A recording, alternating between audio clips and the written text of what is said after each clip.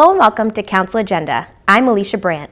Council Agenda is a show-short series here on WMCT that gives councilors the opportunity to come out and discuss their ward and the city at large.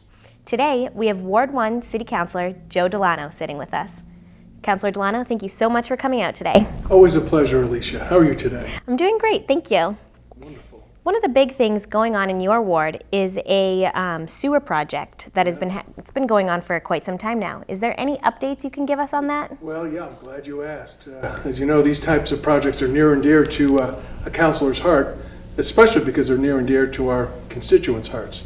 And as it turns out, this is not really just a sewer project. We're replacing water lines, which have deteriorated. We're constantly having water breaks along Sudbury Street. We're also hopefully going to be adding natural gas in. And then once these infrastructure improvements are done, we hope to make the road a little bit safer, put in sidewalks, and do a lot of improvements that will really help a lot of our constituents. As a matter of fact, 2 weeks ago, I went out with the Conservation Commission for a wonderful walk in the area. As we're in the very tail end of the planning stages, the architects were required to bring the plans to the Conservation Department, our committee, to look at some of the areas that are bordering sensitive lands, such as the Carisbrook, which is where the neighborhood gets its name from. And that Carisbrook goes down under Sudbury Street, and it's out back behind some of the beautiful woods out there that I really hadn't been in, because typically you don't walk through people's yards. And I did find out a few facts. Number one, Carisbrook gets pretty big at certain points. Number two, there are trout in the water. And in fact, the state comes out at certain times and takes some of the fingerlings and transplants them in different parts of the state to restock. So where we are right now is the Conservation Commission will be meeting probably in the next week or so, and hopefully they'll give their stamp of approval and whatever conditions they want on the plans. And at that point, we're ready to go out to bid. It's been a number of years now since actually Councilor Robert Katz, my friend and predecessor, had started the process. And since then, we've been able to, with the support of Mayor Stevens, Mayor Vigent, and the City Council, get quite a bit of funding to get going. So we should be in the street within a few months. Now, is this an ongoing project? Like, does this project see an end at some point, or is it kind of something that is going to be continuing on for many years to come? Well, it's a multi-stage program, and what we're going to do, and what the DPW decided was the best way to go, was to essentially dig up all of Sudbury Street and put in the infrastructure, the new sewer pipes, new water pipes, and hopefully gas lines, and then close it up so that we don't have to, year after year after year, dig up part of Sudbury Street and have that a mess. So they will dig up Sudbury Street, put in the infrastructure, and then start making connections. So they'll do Sudbury Street itself, and then the outer streets, which would be, excuse me, Turner Ridge, Hanlon, Minahan, Stonehill, and some of those, and then over time make the connections to come in. So it's going to take a few years, and I hope that residents will be patient, because when you start digging up and digging deep, there are some problems that come along with that. So we will have some meetings and talk about what it means to have blasting and how we have to be prepared for that. Well, it definitely sounds like a really big project. Can't wait till they get that shovel in the ground. I'm sure. Other than Sudbury Street, is there anything else going on specifically in your ward that you think the residents should know about? Well, I think that's really the big thing in my ward, but there are some things going on citywide that we've spent an awful lot of time. I'm chairman of the Operations and Oversight Committee, and we recently spent quite a bit of time going through our economic development plan. The MEDC put together a very interesting plan, and they did a very extensive study that included all types of research, interviews with all types of constituencies, and put together a plan that they felt was going to be very helpful for us for planning purposes. Now, they finally submitted that, or the mayor submitted that to the City Council, so that we can take this raw data and some of the recommendations that they made and decide what the priorities should be for the city.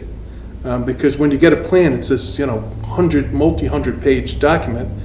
And what we decided to do was put our stamp on it by adding a preamble to highlight the types of things that we're looking forward to doing, to smart development, to doing different types of usages that we haven't done before. And so it's really a very exciting time in that respect. Now, what kind of economic development are you looking forward to in the city of Marlborough? Well, what we've realized through the research is that we all know already that the big engine and our big tax base from a business standpoint is back in the big business park.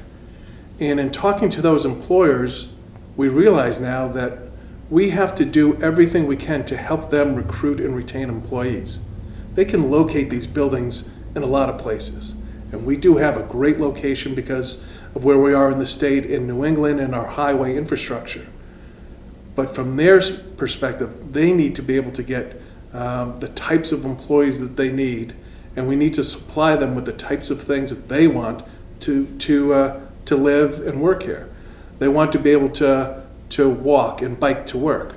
They want to have some campus types of developments where the old HP property is going to be developed in more of a campus style, where they're going to add some 1 and 2 bedroom types of apartments, really geared towards the young executives. We're going to do other types of developments, which we'll be bringing out soon on the east side in downtown, and we're going to do multiple uses, meaning in the past we have been hesitant to add dwellings to some of our development. We've always kind of been leery of apartments, but we realize we have to have certain types of apartments to both add more people, especially on the east side, so that they can help those businesses prosper and so they can cater to our big customers like Raytheon. And I think of our big businesses and small businesses as customers that we have to help. And by adding entertainment and other types of things, we hopefully will be reinforcing the ability of these businesses to succeed. The more they succeed, the more we succeed. Because over time, we have to bring down the tax rate on our businesses because they pay almost twice the rate as residential. And if we just lower their rate, well, residential goes up, and that's kind of a whack-a-mole game. We don't want to do that. We need to add more value in the business properties, and by doing that, we can bring down their rate overall and yet not hurt our residents. And that's going to be really important for the long-term stability of the city. So we're spending a lot of time there, and I think we're really doing a good job, and the city council and mayor have worked together on that. Another thing that the city council has been working with the mayor, and it's one of the things getting the most hype lately, is the senior center at Ward Park. Indeed. First of all, what is your perspective on the senior center at Ward Park? Well, I think we've done a fairly poor job of communicating. I think that we've allowed a perception to go out there that we were going to build a municipal building and put it on the middle of the football field and ruin the park. And that's absolutely not what's going to happen. Right now, we are looking at putting a senior center on the corner of Ward Park at the entrance by New Street there. And it'll be a beautiful kind of residential looking home. And we know this because we've had the architect into the city council and he showed us some of the things that he's designed in the past and are really quite beautiful buildings. With that, the mayor has proposed doing an extensive renovation of the fields and making walking tracks and renovating the whole thing. And so it seems like we're at odds with a group of people who want to protect the park, and I understand that, but the park's not in great shape right now. Many of our parks need a lot of attention. And I think there are some very legitimate questions that some of the opponents have, and the city council is asking those. We're looking, we want the mayor to look at perhaps moving the senior center to a different part of the park, a part that's not used at all now, and it's basically scrub brush and scrub trees that we can put there. Parking is a very legitimate question. What are the usage patterns going to be? Typically, senior centers close at 4 p.m. so that shouldn't conflict with football and lacrosse, but we need to go through that. There is no perfect location for a senior center. If we find land on the east side of town, then people downtown on the west side are going to be unhappy. And if we move it to the west side, we're going to have the same problem. We've looked at many buildings. In fact, there was a serious proposal to use the old meeting house. But once they went through it, the renovation costs are so expensive, it didn't make sense to do. So hopefully we can do this. If it doesn't work, it doesn't work. But I think that if we do it right and we listen to the people and we answer serious questions, we can have something that'll be great for our residents, great for our seniors. I think it'll pick up that whole Ward Park area because a lot of money will be put into it. We'll end up with a better park and really a pretty great place for our seniors to have some recreation and fellowship. Well, this has been quite the process with the senior center, and it sure does seem like the mayor is doing everything he can to answer everybody's questions. So hopefully, at the end of the day, everyone will end up being happy. Well, I think if we can respect each other and listen, we can probably get to a good result, and I sure hope that's where we end up. Great. Well, thank you so much for coming out today and giving us this update. It's been a pleasure having you. Always a pleasure to be here. Thank you, Alicia. Thank you.